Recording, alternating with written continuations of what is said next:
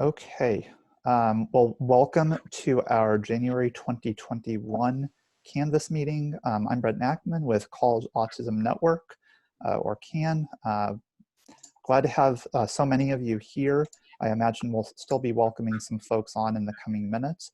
Just a few logistical things to go over before we get started with a few of our updates and ultimately our featured presentation.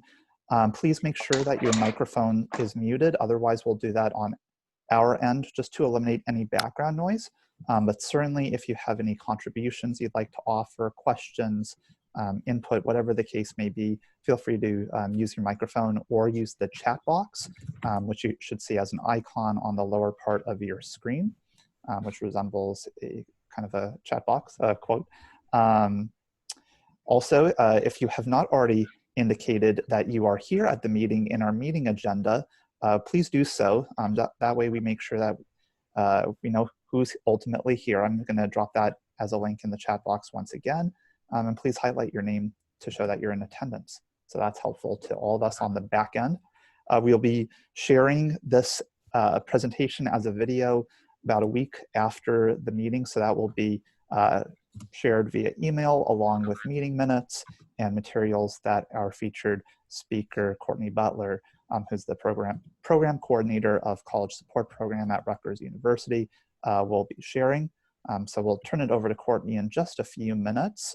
But I do want to give folks a chance as we get started just to do like a little bit of an icebreaker of sorts. So in the chat box, if you maybe want to share one thing you are excited about or hoping for, that will be a positive thing this coming year, because I realize we're still at the start of 2021. So what are we hoping for out of the next year? I'm sure many things, but certainly want to encourage everybody to contribute something if you would like.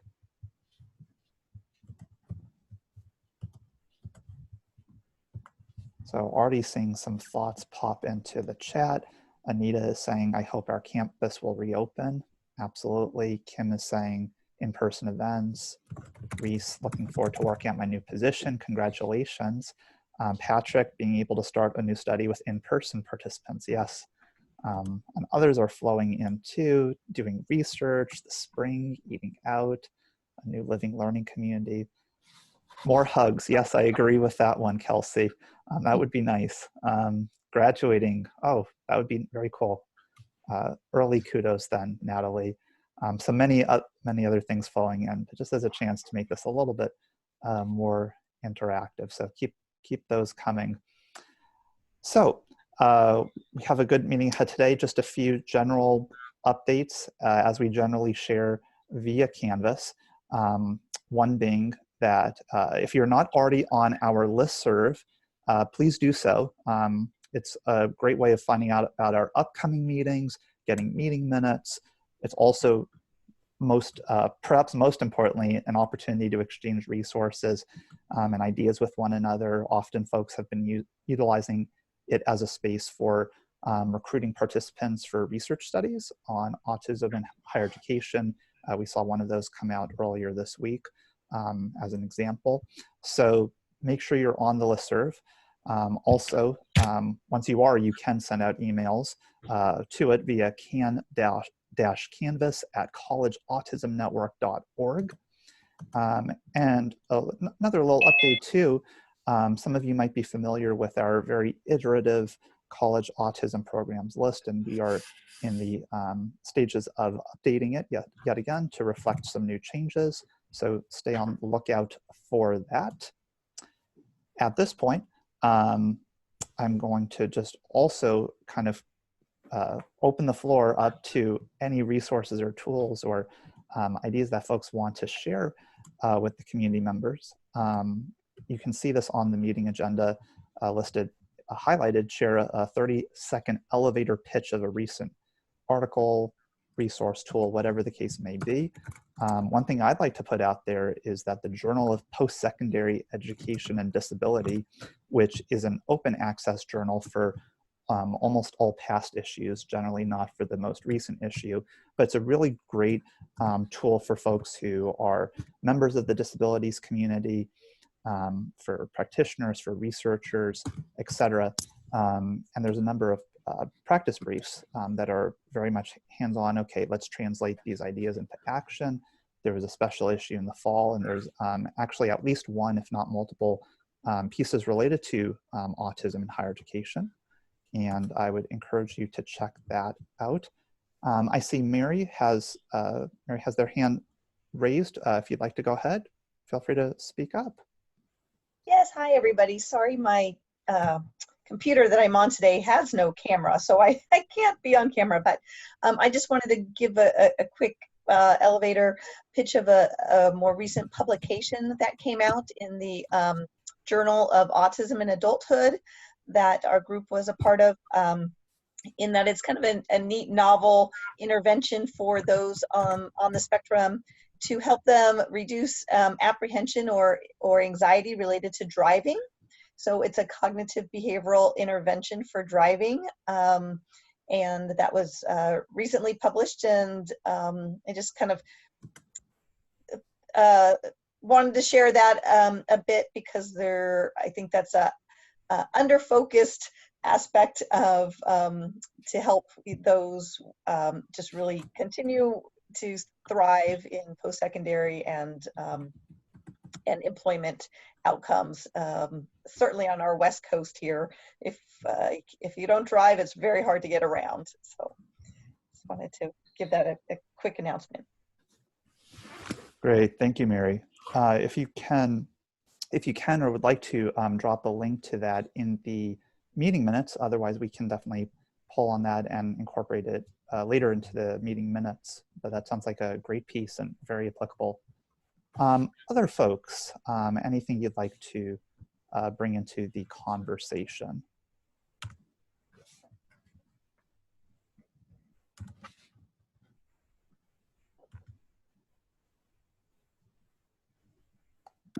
Summer, I think I saw your hand raised. Go right for it. I can't find the raise hand thing. It's been a while since I've been on here. This is not about an article. I wanted to announce that the Universal Design for Learning Higher Education Digital Conference is coming up in a couple of weeks. Maybe some of you are already familiar with it. But I'll be presenting a split session on the Thursday and the Friday, focusing primarily on English language learners with autism, dyslexia, and ADHD. And my focus is on assessment. But there are a lot of other great presentations going on for that 2-day period. So I just wanted to maybe drop a link into the chat box in case anybody's interested. I don't know how this is going to work technology-wise.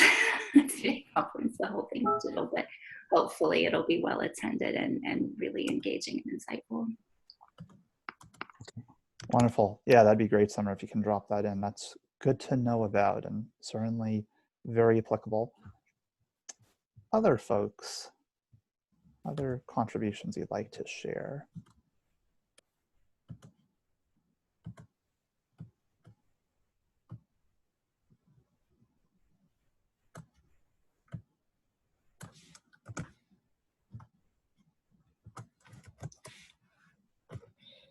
Thanks for dropping the link in there, Summer. I'll make sure it's in the minutes too. Looking at the chat. Oh, thank you, Eric. Thanks for sharing that. Very glad about that grant. Okay, well, if any other resources or tools come up, feel free to drop it in the chat, or certainly, again, the listserv is a great mechanism for that. We just want to make sure there's space for people to exchange those ideas. So at this point, I'd like to turn it over to our main presenter for today, Courtney Butler, again, program coordinator for the college support program at Rutgers University. Courtney's been a very engaged and active member of our Canvas community for a while, and I imagine will offer good perspective into the main topic, which is titled An Individualized Approach to Teaching Adults with Autism to Successfully Navigate Job Interviews via Remote Instruction. So certainly here in College Autism Network, we're focused on all aspects of autism and post-secondary education, transitions into, through, out of college, even looking at some things in high school experience, even as far out as once folks are in the working world. So this is certainly a very timely topic, and we're excited to hear Courtney discuss. Feel free to drop in questions or comments for Courtney in the chat. There will be time allocated following the presentation for addressing those. Okay, let's turn it over to Courtney. Thanks, Brett. I didn't want to interrupt you or cut off anybody that had additional resources, but I will after this, after I stop sharing my screen. So we at Rutgers came out with a new newsletter. It's called On the Spectrum in Adulthood. And so we're excited for this new newsletter. It offers resources and content specifically tailored for autistic adults, their families, caregivers, support professionals, kind of anybody in this field where we are all in. And the newsletter provides information on different topics initially we were sending it out each week, but now we're sending it out kind of quarterly. And the content is developed by a wide range of contributors with diverse backgrounds and kind of different areas of expertise. But if anybody's interested in signing up for this newsletter, again, we're only sending it out quarterly, so it's not too many additional emails. I'm sure you all get a ton. But I'll put that in the chat right after. I just couldn't find the link right away, so I'll send that out. And so I'm going to share my screen. You'll have to let me know. Brett and I tried this before. So, good? You see it? Okay, cool. I got the thumbs up. So hi, everyone. My name is Courtney Butler. I'm the program coordinator of the Rutgers College Support Program, which is a unit of the Rutgers Center for Adult Autism Services. And so I'll be speaking about a recent study that we conducted, which is titled Teaching Adults with Autism to Successfully Navigate Job Interviews via Remote Instruction. A little bit different than the title Brett gave. We keep changing the title, not that it really matters too much. So I know how fun and exciting research presentations can be for all of you. So I'm going to try and do my best, and that was a joke. I'm going to try and do my best to make this engaging. If any of you want to kind of ask any questions throughout, I'll hopefully answer most of the questions throughout, but then I'll also make sure I save some time at the end. I actually did give this presentation at the College Inclusion Summit, and so some of you might have heard this already. I'll try not to be too repetitive. I did try to change it a little bit. But again, if you have any questions, you can always interrupt me or put them in the chat. And so a little bit of background on this topic. We actually began this project last year, right before the pandemic began. And we started to complete baseline interviews with students in person on campus at Rutgers. And then we got the word that we'd have to move fully remote. And so we did a pretty quick transition to remote supports. I think it was just bad timing on our end. We started this project and then immediately had to move to remote supports. And then we evidently also transitioned this project to providing remote training for these students. So at first we were pretty upset that we wouldn't be able to conduct the training in person because we wanted to make sure that the students had the full experience of receiving training as you would typically conduct an interview, which is face-to-face.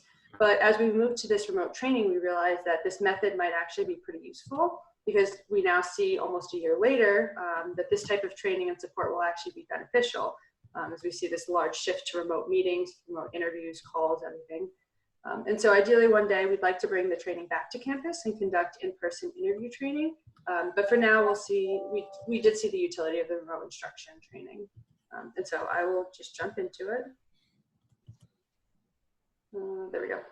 So one transition that might occur after high school or college for some individuals with autism spectrum disorder, or ASD as we all know, is seeking employment opportunities. And so despite the importance of employment, adults with ASD have a lower likelihood of being employed compared to individuals with other disabilities and might experience challenges finding and maintaining employment regardless of intellectual or vocational abilities.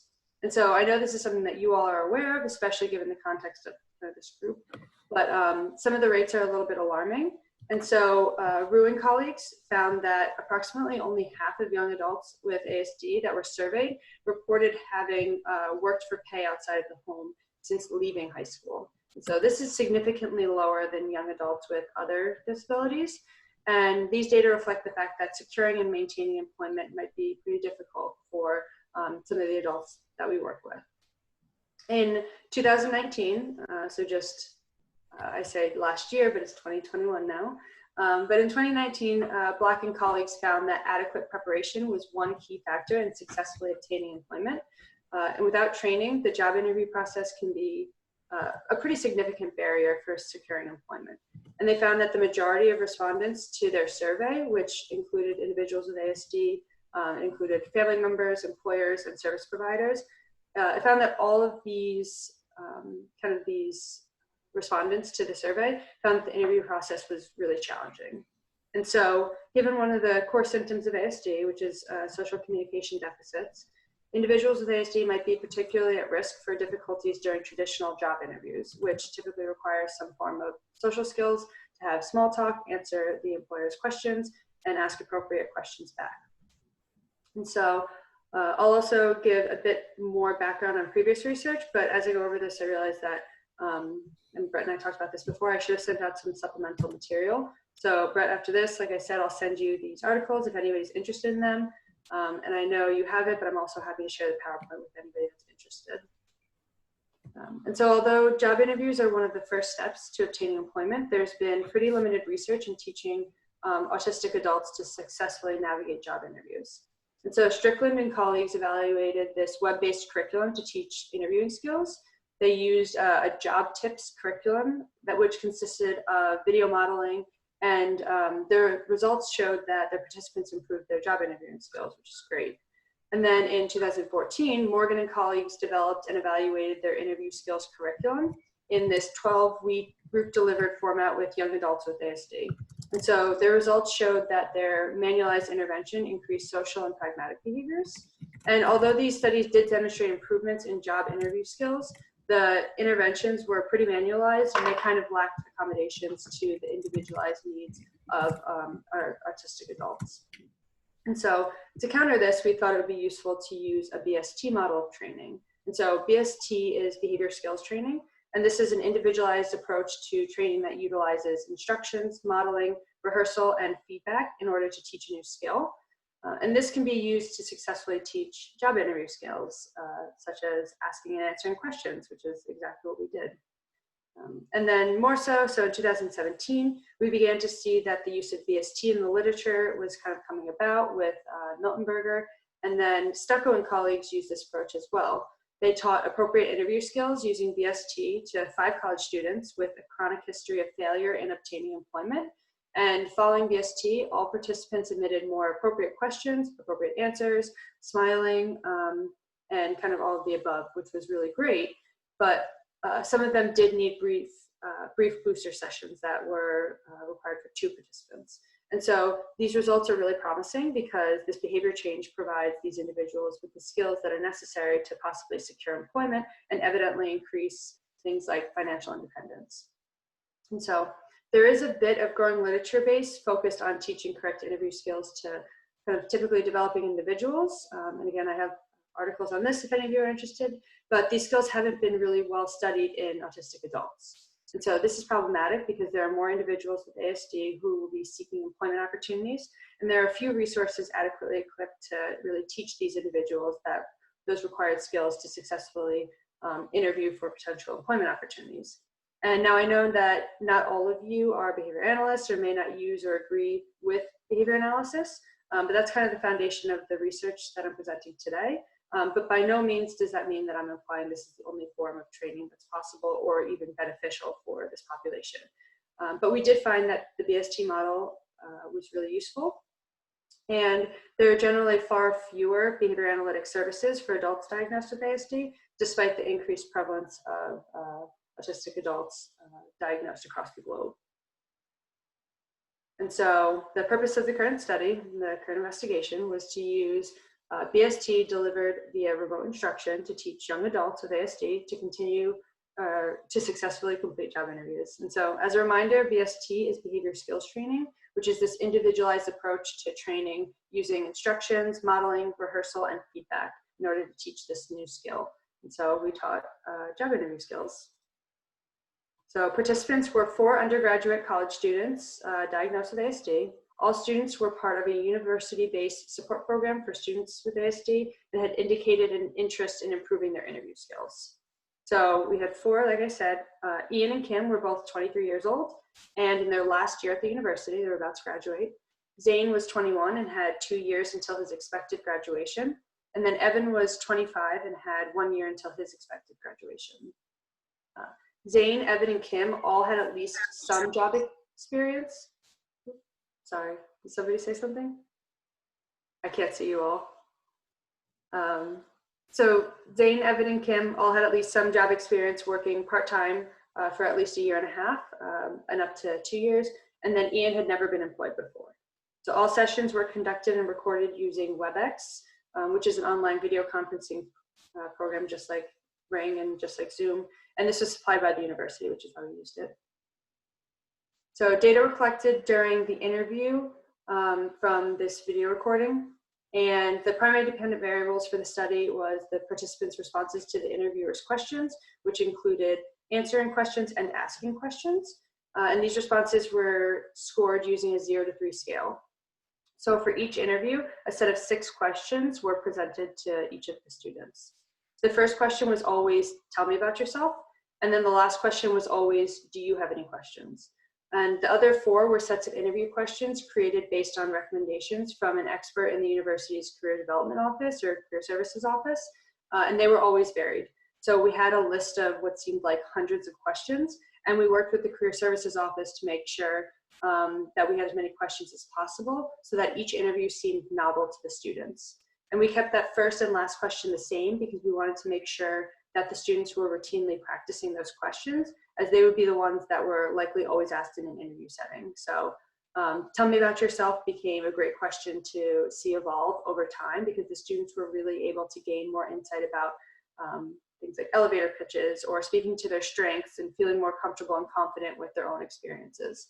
And then that last question of, do you have any questions, was great because it allowed the students to work on different rote questions that they would be able to ask employers in the future for different interviewers or for different interviews that might be relevant to generally any interview that they can encounter. And so for the current study, operational definitions and examples were created for each score of 0 to 3 for both answering and asking questions. To save time, I didn't put the definitions up, but again, I can send you all of this information if you want to see all of the definitions for everything. I'm happy to share them with you. My email will be at the end of the presentation, but I will share everything with Brett, as I mentioned. So it is important to note that none of the participants had a specific job for which they planned on applying upon completion of the study. Even the students that were about to graduate at the time didn't really have a specific job in mind, although they had their majors.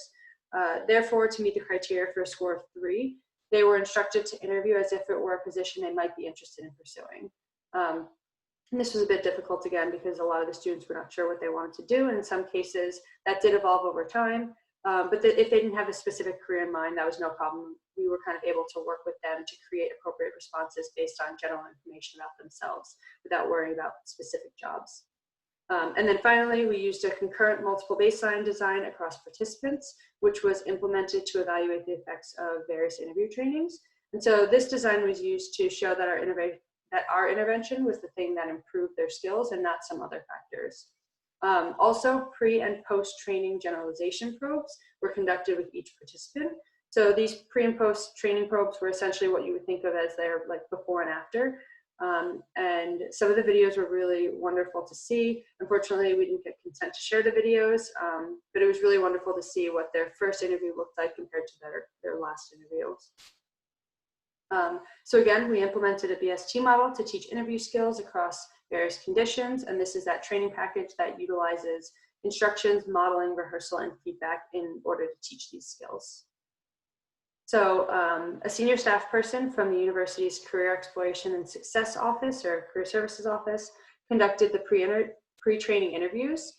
He also conducted the post-training interviews just for consistency. And so these interviews consisted of the same 6 questions as all other interviews. The staff person was asked to begin the interview as they typically would and converse with the students, but to not initiate small talk. And so this was one thing that we didn't look at during the study and something that we are looking to work on in the future. We didn't want to have too much that we were training and working on, so we didn't collect data on small talk during the interviews, but that's for the future. And so the staff was asked to respond to the students' interview answers neutrally before moving to the next question. And this was primarily because we didn't want the interviewer to ask follow-up questions and add additional information and suggestions to the student. We really wanted to just see what their answers would look like as they were. And so we also realized that adding positive comments and enthusiastic responses might have skewed the results. And so it does seem a little bit harsh, but we do obviously work on feedback and praise the students for great answers and continue to work on improving answers that were not so great. But during the interview, we kind of just gave those neutral responses to see what their answers looked like. But for the final question, which again was, do you have any questions? So the staff person asked, do you have any questions? And the staff person was asked to respond neutrally to any questions that the student might ask them back without providing an answer, and kind of to redirect the student to the primary experimenter once the interview was complete. And this was really just because this was a mock interview and we explained to the students this from the beginning. And so if they said, what does advancing my career look like in this position? Obviously the interviewer isn't going to have that answer because this is a mock interview. And so it just seemed unnecessary to provide fake answers to hypothetical questions when it was only a mock interview. So during baseline, each participant completed 3 to 6 initial interviews with the experimenters that were serving as the interviewers, and participants were asked 6 questions. So again, the first and the last were always the same, and then there's novel questions in the middle, and they received no program consequences based on their performance. So anecdotally, most of these interviews were really short, some lasting only 1 to 2 minutes, which was fine. We even had some students answer the questions by saying pass, which I thought was a really clever way to get out of a question, but obviously not appropriate. So these are the things that we were working on. That's kind of what we wanted to see, that the skills were not there from the onset. And so that's where we came in to kind of help work on these skills and develop them. The group training was simultaneously conducted with all 4 participants in a virtual conference room via WebEx. And so the instructors, we used PowerPoint, and the training lasted about 35 to 40 minutes. The training included explanations on the importance of interviewing skills, as well as instructions on appropriate and inappropriate aspects of an interview through text, pictures, and videos. And so we used instructions and modeling throughout the embedded videos and throughout the PowerPoint, depicting appropriate and inappropriate aspects of an interview. And these were developed by the instructor and the career services expert. And then we went over topics such as posture, smiling, affirming statements, attire, eye contact, kind of as much as we could that might be able to be easily delivered over video and PowerPoint. And we wanted to make sure we kind of touched on all of these topics. And this was meant to be an interactive group training, and there were some parts in which the students were really engaged, but overall the group training wasn't as exciting as we would have thought it to have been if we were in person. So again, we're looking forward to that in-person support again. The instructions consisted of the PowerPoint presentation that was used in that initial group training I was just talking about, but was presented individually to each participant. So the instructions and modeling were presented again, but just in an individualized training, which allowed for more personal interactions with the instructor. And this was really just to see, do the skills kind of translate and evolve once you have that individualized feedback, or was the group training sufficient? During this training, the instructor provided concrete suggestions for appropriate general responding and interview conduct, and the participants had the opportunity to ask questions, request clarification, and obtain access to the training modules in the PowerPoint, which we've been using. But they didn't receive feedback on their performance just yet. We didn't get to that part just yet.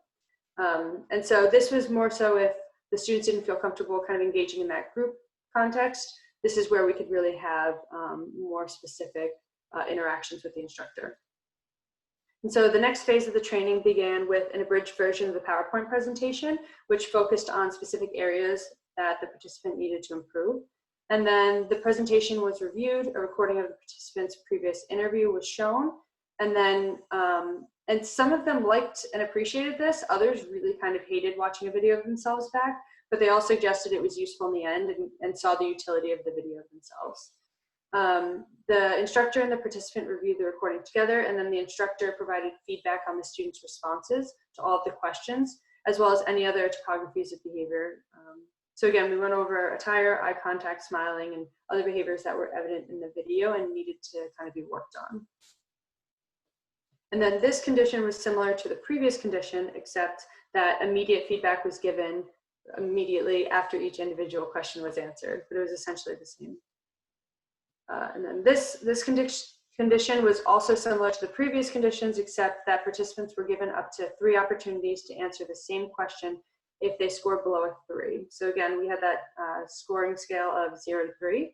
And this was the most, for lack of a better term, intrusive, but this is where we really got to work on practicing questions and working on their interview skills if they weren't able to quite master something. So this is where we really went into a lot of detail on how to improve their questions or their answers to the questions. So for example, we took data and scored the questions in the moment. And if the participant scored below a 3 on a question, the instructor would stop the interview or just not move on to the next question, and then would provide feedback and speak with the students on things that they thought they might want to improve on in their answers, and then the question would be repeated.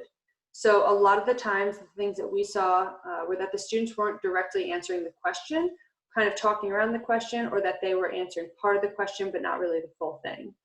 And so this continued until either the participant scored a 3 or there were 3 error corrections. And so if we saw that there were 3 error corrections, we would go back as a team, try to determine where there might be a problem and how we can help them. And then we brainstormed how to fix this and kind of help the students in the future.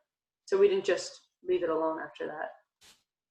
The post-training interviews were identical to the pre-training interviews. So again, these post-training interviews were conducted with the career services expert. And these were all conducted within 1 week of the last interview conducted with the experimenters. To measure the satisfaction and appropriateness of the training, the participants completed a social validity questionnaire, which was administered after each interview. So participants were given a link to the evaluation through Qualtrics, which is just this online survey tool. And we wanted to make it as easy as possible for them to fill this out because, of course, they were getting the training, but we wanted to also know where we can improve so that we knew that this was really helpful for them or potentially not helpful. So the evaluation consisted of 5 7-point Likert type questions and then 2 open-ended questions referencing their performance in an interview. And so I'll go over the questions in a little bit more after question time. And so don't worry, I'll zoom in on this figure, but this figure shows the correct responding during the interviews as well as pre and post-training generalization probes for all of the participants. So Ian, Zane, Evan, and Kim respectively. And again, I'll zoom in, but I wanted to show you the full graph since we did use this concurrent multiple baseline design. And I always think it's helpful to see kind of the enlarged version. Okay, so first we have Ian. Ian's scores during baseline interviews ranged from 8 to 10 out of a possible 18. And after conducting the individualized training, there was an increase in scores ranging from 8 to 12. And unfortunately, Ian discontinued participation in the study after session 8. And so we tried to stress the importance of this training, but obviously if he didn't want to complete it, there wasn't much we could have done, unfortunately.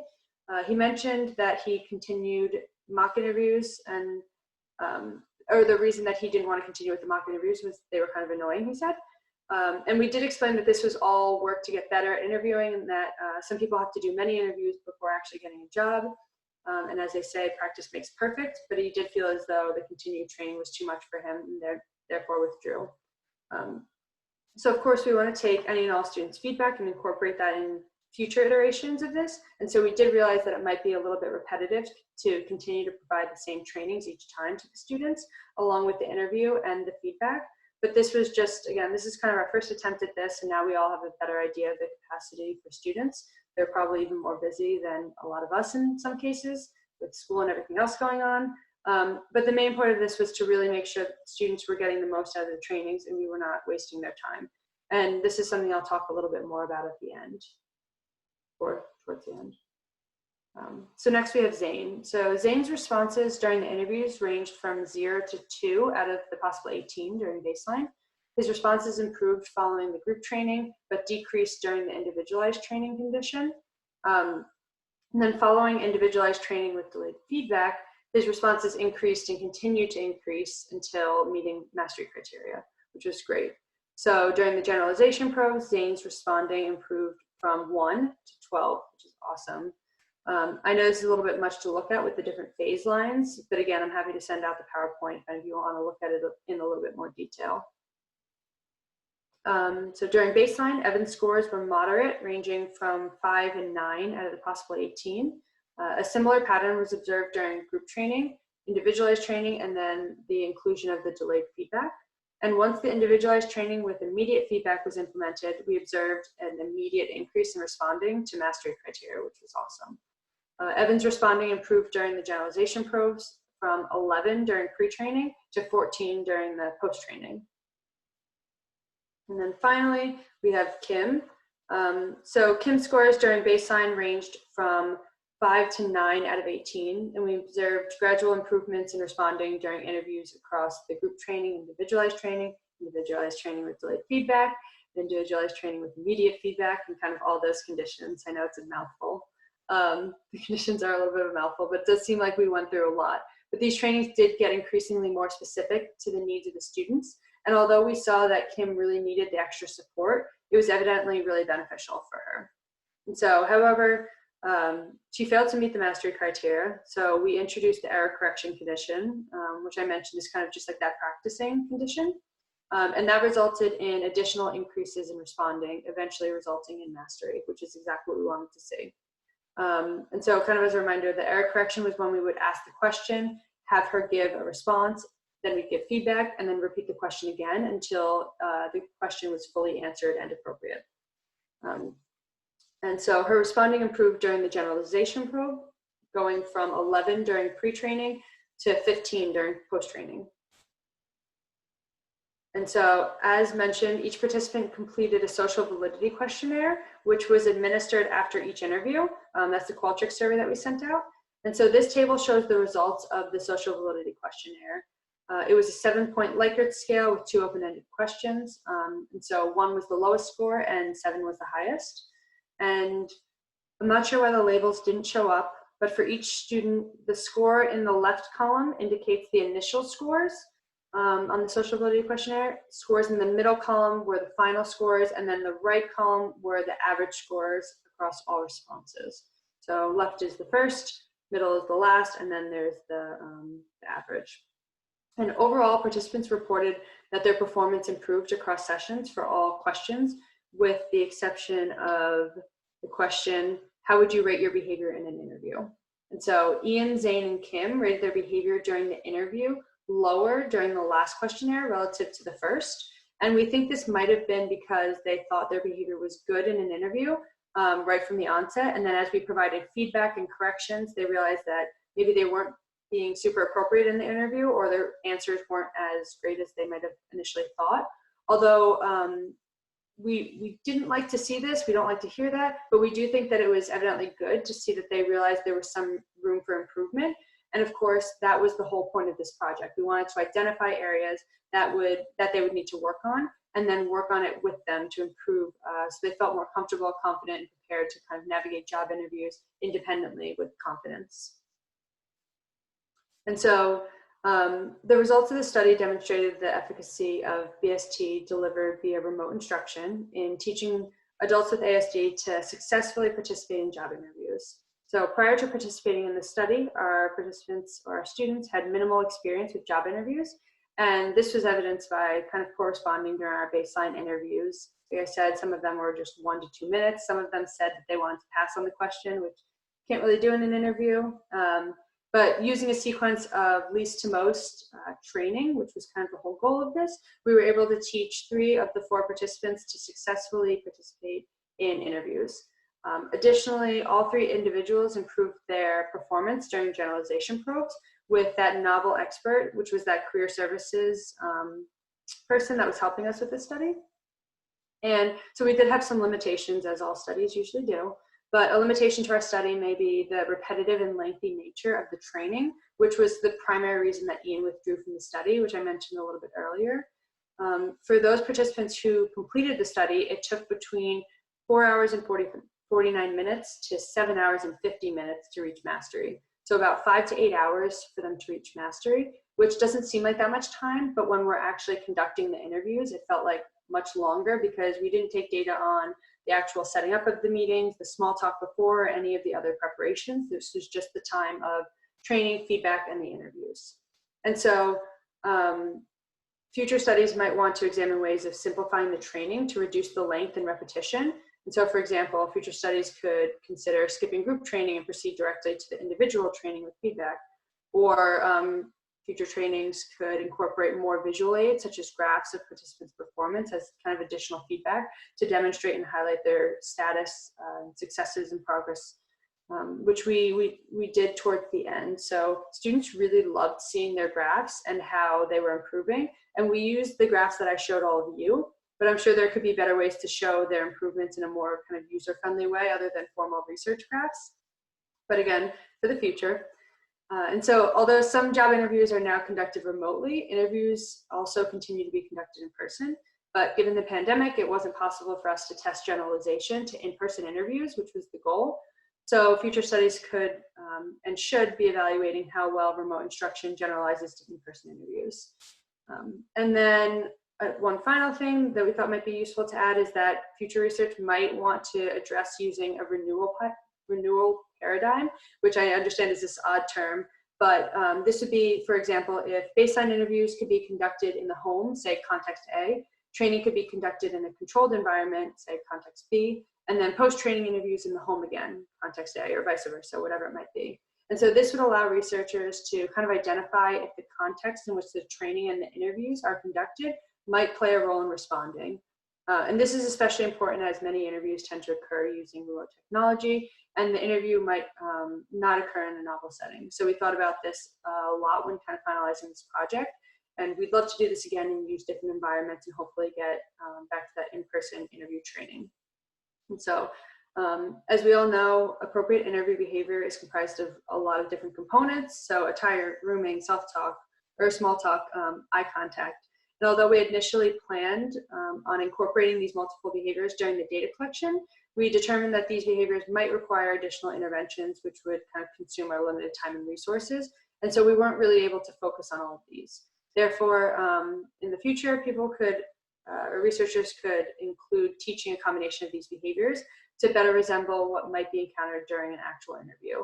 And this might also allow for generalization of responses across interviewers and contexts, which is what I was mentioning before. We weren't really able to cover everything, but ideally in the future, we'll be able to do that. Another point to consider, and this is my last point, is that interviewers delivered only neutral feedback, such as okay or got it, following each of the responses during the interviews. And again, this was primarily because we wanted to make sure that our responses during the interview didn't skew their answers. And so we were really enthusiastic and provided praise and kind of feedback during the feedback portions, but not during the actual interview. And so we did this to control for the amount and type of the feedback that was delivered during BST. But obviously in an actual interview, the interviewer is likely to provide feedback, request clarification, ask supplemental questions, and kind of perhaps engage in back and forth conversation. So the future, we would like to kind of examine the effects of feedback delivered during the actual interview.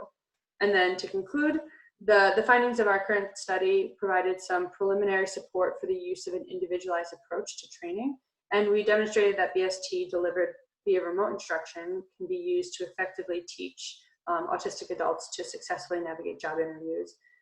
And by improving interviewing skills, individuals can potentially increase the likelihood of success obtaining meaningful employment. And that's kind of the whole goal of all of this, obviously. And so I appreciate you all listening. I know that research presentations aren't always the most fun, but I appreciate you spending the time with me, and hopefully this is useful to some extent, or at least interesting to some of you. And this is my email. I can also put it in the chat, and then I'm happy to answer any questions, but you can always email me if you want some additional supplemental information. And then Brett, I'm going to stop sharing my screen if that's okay. Yep. Okay. I will say that in case it might be useful to show certain slides depending on how the questions go, sure. just to have that in the back of your mind. But Sure. thank you so much, Courtney. That was excellent and very robust. I was typing away notes, so and I'm sure many others were too. Let's get to some questions. We see several already emerging in the chat. Please feel free to keep those coming. And if anybody wants to verbally share questions, we can definitely do that once we address these first few in the chat. First one comes from Cheryl, who says, I was wondering why you chose to use a Likert type evaluation for the individuals. Do you think a binary type interrogative might help autistic participants to better assess progress? I'm asking this because I don't understand Likert type queries. Sure, that's a good question. Sorry if I didn't explain that well. So Likert type is, we just used 1 to 7. And so this is typically what we see in a lot of research that I'm familiar with. And so I think that the main reason that we use this Likert type scale and not a binary measure was because we really wanted to gauge how the students felt about their skills. And so a binary measure is, it's great, but it's more of, do you think that you can do this, or do you think that it's possible? So yes or no. Whereas a Likert type is, I don't feel comfortable with this at all, to I feel completely comfortable and confident, independent with this skill. And so we used the Likert type just because it kind of was able to encompass everything. And so we had students that said, I don't feel comfortable, to students saying, I'm neutral, I don't really know, I don't know how I feel about it, to students that felt like, I can really do this. And so we wanted to get that range. We did have 2 open-ended questions at the end for students to say what they wanted to work on. And so, like I said, I can share all of the supplemental information. I tried my best to kind of include everything in this presentation, but it was a lot of information. And so we thought that this was really useful. And also the sliding scale we thought was good for the students. So I can send you the actual link to the survey if you'd like to see it. But we just tried to make it as easy as possible for the students. So we didn't have that many questions. And then even the open-ended questions, the students didn't really even fill that out. So we tried to be as brief as possible. But the Likert type, the reason for that was so that we can kind of give the range of the maybe potentially least comfortable or confident about a skill to, I feel wonderful about it. Hope that answered the question. This is Cheryl. Thank you for answering. I raised a nonverbal child. So the way in which I communicated him was via yes or no. And so in my research, I only used a dichotomous type survey. Okay. That's the only reason why I'm asking you is because we know autistic people are black and white thinkers. I myself am very much a black and white thinker. Unless I have the evidence, I don't change my mind. So I'm wondering whether or not you would think it worthwhile to experiment to see whether or not you got data that would be helpful. Yeah, I actually am writing this down because I think that's great. So again, this is kind of a preliminary study, and so any feedback that you all have, I think that's great. We could definitely try kind of a binary measure instead. Yeah. I think that'd be great, and probably much easier. I'm a methodologist, so I'm all about numbers, and I raised a numbers kid. So for him, everything is binary. He's a computer scientist now, and he didn't speak as a child. So everything for him is 0 for no and 1 for yes. So that's all that I'm throwing out there for you. I think that's great. I appreciate that, Cheryl. I think that's awesome. I just took notes. I love the feedback. A wonderful study, by the way. Awesome and so important that you did this. I can't underscore enough how important this training is, and that we need this type of training everywhere. Seriously, I'm telling you, it's so important. Thank you. Thanks. I appreciate it. Alrighty. Next question comes from Kelsey. Kelsey, it seems like both you and I had the same question. I was wondering this too. Can you please talk more about your scoring and how you evaluated interview responses? Sure. So we used a 0 to 3 scale, and the reason we use 0 to 3, I mean, you can use any numbers, obviously, but 0 was basically they didn't answer the question at all. So we had students, like I mentioned in the presentation, we had students that said pass. We would ask the question, say, what are some of your strengths? And the student would say pass. And so that would be a score of 0. We had a score of 1, which was they attempted to answer the question, but there wasn't really an answer there. 2 is they answered the question and they almost had it, they almost fully answered it, but maybe they missed a part, or maybe it was a 2-part question or something like that, but they didn't fully answer the question. And then 3 was, that was a perfect answer and there's really nothing to improve. And so that was kind of the 4 different ratings. Like I mentioned, we have actual operational definitions. This is me just kind of giving you the information, but I can send, when I send Brett all of the supplemental information, I'll send those operational definitions as well so that you can look at those. But really 0 is they didn't even try to answer the question, to 3 was kind of perfect, and then 1 and 2 was kind of in the middle. Thanks. And just by the way, Courtney, it sounds like we're getting some feedback on your end from the sound. So if you maybe just want to try muting and unmuting your microphone for a second.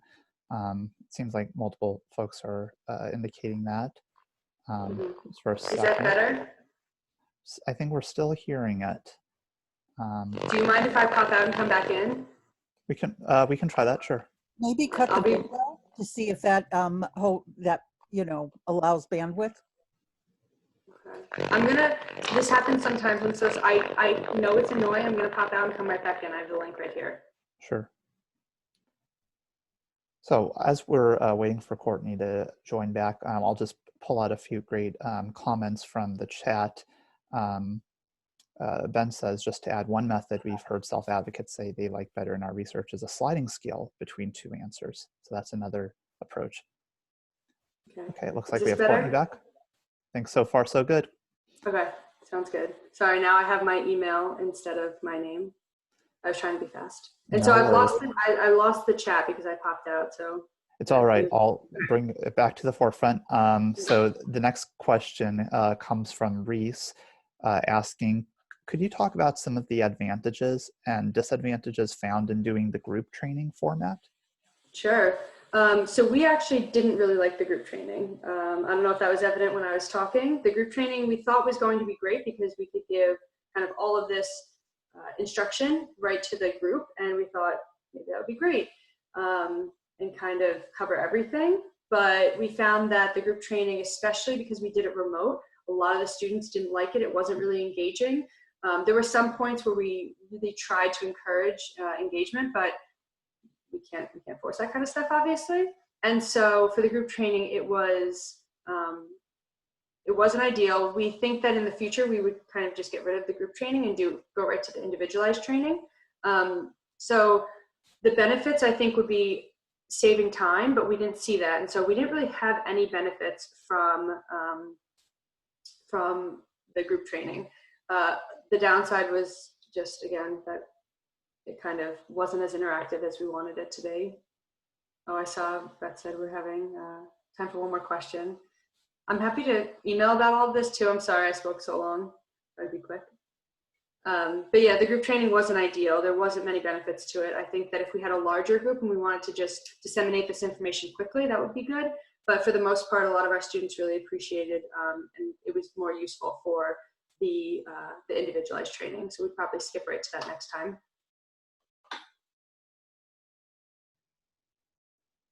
No worries at all, Courtney. I think all the content you shared was helpful. So all good on the time front, no worries. I think, I guess one question that I'd pose as we wait for perhaps someone else to throw something into the mix, because I want to allot time for that, is, so I guess I'm wondering in terms of, so I know you said at the end of the study there was the evaluation. What were some of the most remarkable standout comments or takeaways you got? And I know some of that you incorporated in your discussion and future research, but I'm wondering on all of your side, like what stood out? Sure. So I think that the coolest thing that we saw was we actually provided those questionnaires at the end of each interview. So every time they did an interview, we sent them the questionnaire, and then they did the scale, which again, that's what we tried to make it as easy as possible. We didn't want to make this something that they were dreading. We wanted to make it somewhat enjoyable as much as this teaching and training could be. But what we saw was that students, they started off saying, I don't feel comfortable at all with this skill. I don't feel comfortable going into an interview. Basically, I don't want to do this at all. And then over time, as we had all of these mock interviews, because we did a lot of them, you start seeing those numbers increasing. And so where they're starting out at 1, I don't feel comfortable at all, then they go to 2 to 3, some of them jump. And then some of them, it was interesting to see kind of the back and forth, where maybe one day they had a really bad interview, a mock interview, and they kind of rated themselves low and said that they didn't feel comfortable with it. But towards the end, it was really nice to see kind of the pre and post assessments, and where a lot of them started off in those low scores going to the high scores saying, I feel comfortable and confident. I feel like I can do this skill, or I have these skills now, because that's obviously the goal. We want them to come out of this feeling like they can actually be in an interview by themselves and they have like these skills ready. Anecdotally, the main thing that a lot of students said that was helpful was that we continue to ask the first question, which was, tell me about yourself. Because, and that was the whole goal of it. We wanted them to say exactly what it was that was the best parts about themselves. We wanted them to have this elevator speech ready so that when they got into an interview, they already had something ready to go. And what we saw, which was kind of fun, was a lot of them just had the same answer that they were using each time that we met with them. And so they would say, hi, my name's Kim, and I am a biology major, and I'm interested in this, or whatever it might have been. And so it was really great to see that kind of evolve over time into exactly what they wanted it to be. And obviously we worked on that a lot with them. And that was also evident in the feedback. They said, I feel a lot more comfortable talking about myself now and kind of giving all of these strengths that I have. Great, thank you for the context. Mm-hmm. Well, going to give folks another moment. If you have any final questions that could be addressed in like a minute. Feel like it's going once, going twice. I'm going to put my email in the chat too. And then, Okay. And then I also I mentioned this at the beginning and I couldn't pull up the link, but we have our newsletter too at Rutgers, if any of you are interested in subscribing to it. Our website is pretty, it's not pretty, just a heads up about that. And I'll put that, I'll put both those details in the minutes as well there, Courtney. Well, as we're nearing the hour mark, I just want to thank you again for coming on and being our first presenter of the calendar year. This was great.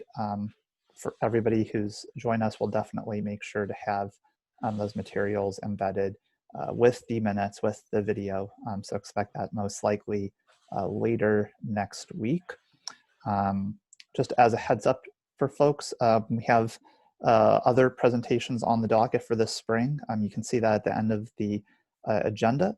So our next Canvas meeting is Thursday, February 11th, same time at 2 p.m. Eastern. And we're going to be joined by Dr. Laura Graham-Holmes and Dr. Emily Rothman from Boston University. And the focus or the title is Using Formative Research to Develop Hearts, a Healthy Relationships Promoting Intervention for Young Adults on the Spectrum, Autism Spectrum. And of course, there are a number of participants who are college students, hence the connection here. So we look forward to that. And you'll see that the rest of our meetings for the spring 2021 slate are also on Thursdays. We've seen that this is a really good day for folks and certainly want to offer a variety of different times to reflect folks joining us from different parts of the states and certainly abroad as well. So we hope that you might be able to join us for any or all of those presentations. In the meantime, stay safe and well and healthy. Wishing everybody a good weekend ahead, and we'll see you right back here in February. Take care.